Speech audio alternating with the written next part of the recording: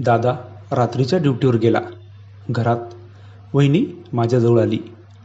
वहिनीने माझ्या अंगावर पाय टाकला आणि माझ्या अंगावर शहारे आले होते. त्यानंतर असं काही घडलं की आमच्या नात्यामधल्या पूर्ण मर्यादा तुटल्या.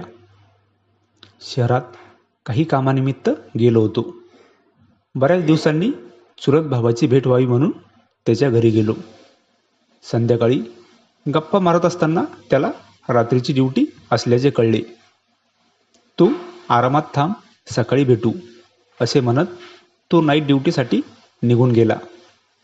घरी आता मी आणि वहिनी दोघेच होतो. सुरुवातीला थोडंसं अवघडल्यासारखं वाटलं, पण वहिनी अगदी बिनधास्तपणे माझ्यासोबत बोलत होती. गप्पांमध्ये वेळ कसा गेला ते कळलंच नाही. अचानक बाहेर जोरदार पाऊस सुरू झाला आणि वीजही गेली. घरात अंधार झाला. त्या शांत रात्री आम्ही दोघेही काही क्षण गप्प बसलो. घरी भाऊ नसल्यामुळे मला थोडं विचित्र वाटत होतं. तेवढ्यात वहिनीच्या फोनवर भावाचा कॉल आला. त्याने ड्युटीवरून घरची चौकशी केली.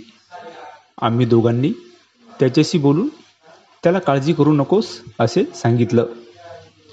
रात्र वाढत गेली. वहिनीने माझ्यासाठी झोपण्याची व्यवस्था केली आणि स्वतः दुसऱ्या खोलीत गेली.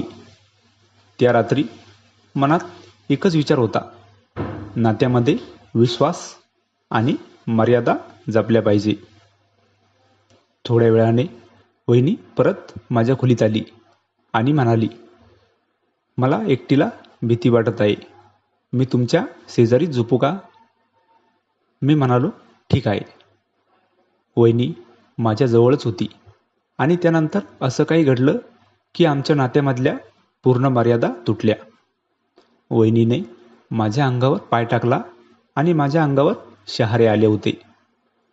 वहिनीचा हात नकळत नको तिथे आणि मला जाणवलं की वहिनी जागी आहे आणि ती मला जागं करायचा प्रयत्न करत आहे.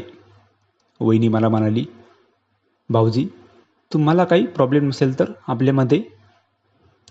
मी वहिनीला म्हणालो, वहिनी, दादाला माहीत झालं तर तू काय विचार करेल? वहिनी म्हणाली, त्यांना कोण सांगणार, काही माहिती नाही होणार. नंतर वहिनी आणि मी नको ते. त्या रात्री तर मी क्षणभर पण झोपलो नव्हतो आणि वहिनीला पण झोपू दिलं नाही. वहिनीचं माझ्याजवळ यायचं कारण होतं दादाची सतत रात्रीची ड्युटी आणि त्यामुळे त्याचं वहिनीकडे दुर्लक्ष होत गेलं आणि वहिनीला आपुलकीची आणि सहवासाची गरज होती. त्यामुळे वहिनीने माझ्यासोबत त्या रात्री तसं